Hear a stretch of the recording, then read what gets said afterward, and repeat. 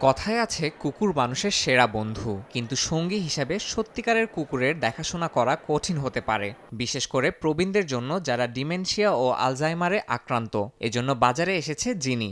এটি একটি হলুদ ল্যাব্রাডর আকৃতির রোবট কুকুর ছানা যা বাস্তব কুকুরের মতোই আচরণ করে। এটি স্পর্শ ও ভয়েস কমান্ডে সাড়া দেয় এবং লেজ নেড়ে ব্যবহারকারীদের সঙ্গে সংযোগ তৈরি করে। প্রবীণদের মানসিক প্রশান্তি দিতে রোবোটিক প্রতিষ্ঠান টমবট এই প্রযুক্তি নিয়ে এসেছে।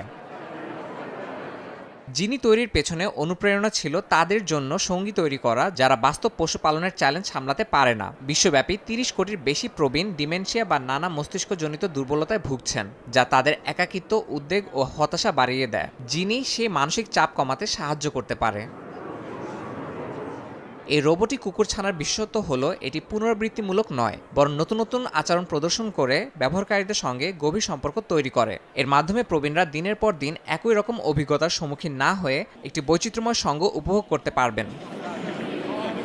২০২৫ সালের শেষের দিকে জিনের বাণিজ্যিক উৎপাদন শুরু হবে। $১,৫০০ এটি সরাসরি কেনা যাবে। পাশাপাশি নার্সিং হোমগুলোর জন্য ভাড়ার মডেলও থাকবে। প্রযুক্তির এই উদ্ভাবন প্রবীণদের যত্নে একটি নতুন দিগন্ত উন্মোচন করবে বলে আশা করা হচ্ছে।